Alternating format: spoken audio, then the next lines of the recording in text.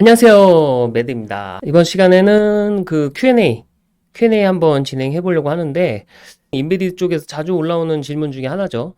CPU, MCU, 그리고 DSP, FPGA. 요 차이점이 뭔가요? 라는 질문이 간간히 꾸준히 올라와요. 우선은 CPU부터 보면은 대표적인 CPU 기업 두 개 있죠? 인텔이랑 AMD. 이렇게 두 개가 있다고 보시면 되고, CPU는 사람 몸으로 치면은 그냥 뇌만 있다고 보시면 돼요. 뇌만 있다고 보시면 되고, 저희가 일반 PC 생각해 보면은 CPU 따로 있고, 메인보드 따로 있고, 그 다음에 그 메인보드에 램 따로 올라가고, 그래픽카드 따로 올라가고, 랜카드 따로 올라가고, 전반적으로 전부 다 이제 모듈 타입으로 해가지고 PC 같은 경우에 따로 올라가잖아요. 거기서 이제 뇌의 기능을 하는 게 이 CPU. 일단 장점만 보면은 범용성, 여기에 올인했다고 보시면 돼요. 일반적으로 범용성에 어디에서나 누구나 좀 손쉽게 OS 위에서 리눅스랑 윈도우 요거 외에도 이제 OS 다양하게 있는데 대표적으로 이 두 개죠. 이 OS 두 가지 위에서 범용성을 가지고서 이제 실행하는 게 CPU다라고 보시면 될 것 같아요. 성능도 고성능 연산이 가능하고 가격도 굉장히 비싸죠. 소프트웨어 이 범용성에 올인했기 때문에 가격이 비싸고 그 다음에 성능도 고성능에 가깝다고 보시면 되고 전력 소모 당연히 더 많을 수밖에 없고요.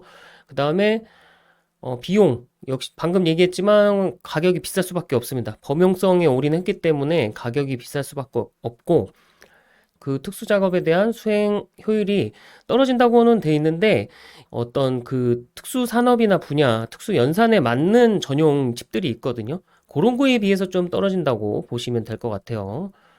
그 다음에 MCU. 저희가 마이크로 컨트롤러 유닛이라고 부르고 인베디드 분야에서 주로 사용되죠. 인베디드 뭐 예를 들어 세탁기, 뭐 에어컨, 밥솥, 뭐 전부 다 MCU 들어가는 겁니다. 아까 CPU는 제가 사람으로 치면 뇌만 있다 그랬잖아요. MCU는 반대예요. 그 PC 하나가 통으로 원칩에 다 들어가 있다고 보시면 됩니다. CPU도 하나의 칩 안에 들어가 있고, 같이 메모리도 들어가 있고요. 그 다음에 여러 가지 이제 IO 인터페이스들, 뭐 UART라던가, 뭐 I2C, SPI, 뭐 이런 인터페이스들도 같이 지금 하나의 칩 안에 다 들어가 있다고 보시면 될 것 같아요. 그리고 전력 소모도 당연히 작습니다. 낮은 전력을 소모를 하고요. 그 범용성을 포기했기 때문에 좀 그런 거죠. 그 특정 분야, 요게 이제 인베디드 분야라고 보시면 될 것 같아요. 인베디드 분야에 특화된 MCU.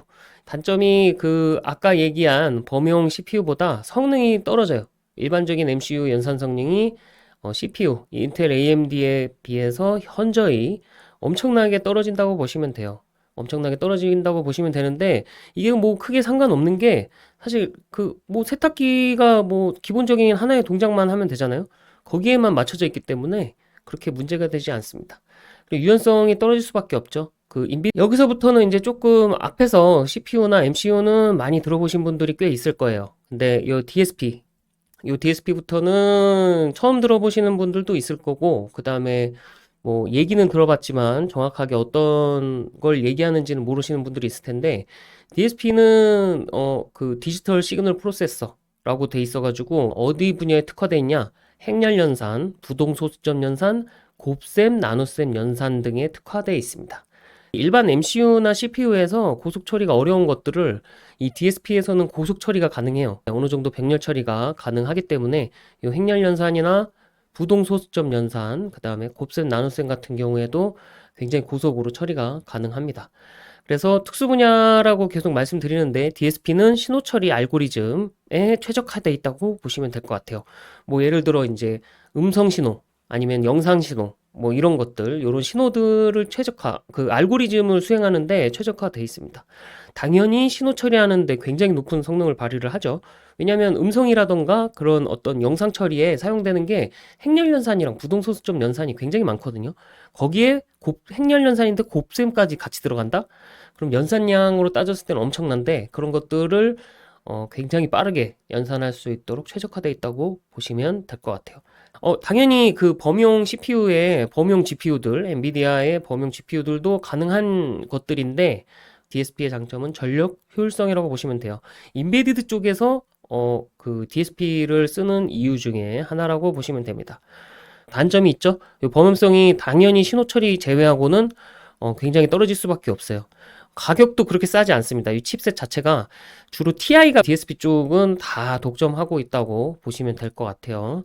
복잡성도 조금 다릅니다. 일반적인 코딩하는 방법이랑 달라서 근데 DSP 컴파일러 자체가 굉장히 좋아졌기 때문에 요즘에는 DSP 같은 경우에도 일반적인 코딩을 해도 컴파일러가 알아서 다 해주긴 해요. 컴파일러가 다 알아서 해주긴 하는데 조금 더 이제 그 고급 기술을 사용을 하려면 커스터마이징을 좀 해야 되죠. 그 유저가 조금 특화된 코딩을 작업을 해야 됩니다. 마지막으로 이제 FPGA입니다. FPGA 필드 프로그래머블 게이트 어레이. 지난 시간에도 한번 설명을 했었죠. 장점은 유연성이에요. 그 FPGA는 프로그래밍이 가능한 로직 게이트이기 때문에 ASIC보다는 유연하게 사용 가능하지만 앞서 설명한 CPU, MCU, DSP보다는 훨씬 더 까다롭습니다.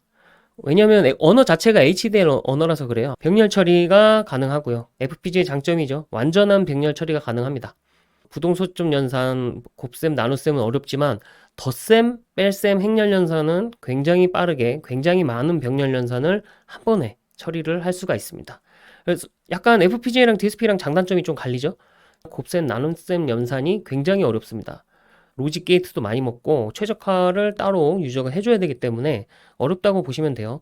물론 요즘 FPGA 같은 경우에는 곱셈을 내부에서 처리할 수 있도록 DSP가 같이 들어가 있어요. 그 다음에 이제 FPGA도 단점이 있는데 복잡해요. 앞에도 잠깐 말씀드렸지만 FPGA는 프로그래밍을 최적화하는 거는 굉장히 복잡한 과정. 이것도 이제 유저가 해야 됩니다. 유저가 어떤 알고리즘을 FPGA로 병렬화시키기 위해서 그런 어떤 디펜던시라는가 이런 것들을 분리를 해서 병렬화를 시켜야 되거든요. 그래서 이제 HDL 언어도 또 잘 알고 있어야 되고요. 당연히 이제 고도의 전문 지식을 요구하고 그리고 이제 전력 소모가 있는데 소모한다는 게 그 뭐 예를 들어 이제 고속 인터페이스 LVDS, 미피 인터페이스, HDMI 뭐 요런 고속 인터페이스에서는 굉장히 높은 전력을 소모를 하거든요. 근데 FPGA를 쓸 수밖에 없어요. 예를 들어 10기가, 20기가, 30기가 이런 굉장히 고속의 인터페이스를 사용한다고 한다 그러면은 그 신호들을 처리하거나 뭐 받고 보내기 위해서는 FPGA 가능합니다. 그것 때문에 요 전력 소모라는 내용이 있는 거고요. 비용도 사실 FPGA가 저렴하진 않죠. 일반적으로 MCU나 DSP에 비해서 비용이 높을 수밖에 없습니다. 근데 점점 가격은 내려오고 있어요. 가격은 내려오고 있는 상황이라고 보시면 될 것 같아요. 정리하면은 CPU는 범용성 때문에 쓴다고 보시면 되고 저희가 일반적으로 사용하는 OS를 사용하는 그런 것들이라고 보시면 되고 MCU는 인베디드 분야 저희가 뭐 세탁기, 냉장고, 에어컨 이런 곳에서 하나의 통합된 칩으로 사용하는 그런 인베디드 분야의 칩셋이라고 보시면 될 것 같아요. 저희가 보통 펌웨어를 짠다. 뭐 이렇게 얘기를 하죠. DSP 같은 경우에는 신호 처리에 특화된 부분이라고 보시면 됩니다. 행렬 연산, 부동 소수점 연산, 곱셈, 나눗셈 연산 등이 거의 한두 클럭에 막 처리되는 이런 연산기가 들어가 있어요. 전용 연산기들이 들어가 있기 때문에 그런 것들이 굉장히 빠르게 처리할 수 있는 부분이라고 보시면 되고 FPGA는 내가 원하는 어떤 로직 동작을 하드웨어적으로 최적화해서 넣을 수가 있는 병렬화를 해서 넣을 수 있는 그런 장점이 있다고 보시면 될 것 같아요. 뭐 예를 들면 FPGA는 내부에 MCU를 만들어서 넣을 수도 있고요. 그 다음에 뭐 CPU도 당연히 만들어서 넣을 수도 있고요. DSP도 만들어 넣을 수는 있습니다. 곱셈이나 나눗셈 연산, 뭐 부동소수점 연산, 뭐 이런 것도 만들어서 넣을 수는 있는데 효율이 떨어져서 FPGA에 잘 안 넣는 거예요. 곱셈이나 나눗셈, 부동소수점 연산을 FPGA로 구현하면 내부의 로직 게이트를 굉장히 크게 사용을 해야 되기 때문에 그런 효율이 떨어지기 때문에 안 넣는 거지. 이제 넣을 바에는 차라리 외부에 DSP 하나 더 추가하는 게 시스템 설계상에는 훨씬 더 깔끔해지죠. 그런 차이라고 보시면 될 것 같아요. 좀 길게 하긴 했는데 오늘은 여기까지 Q&A 마무리하겠습니다. 그럼 다음에 또 뵙도록 할게요. 빠이.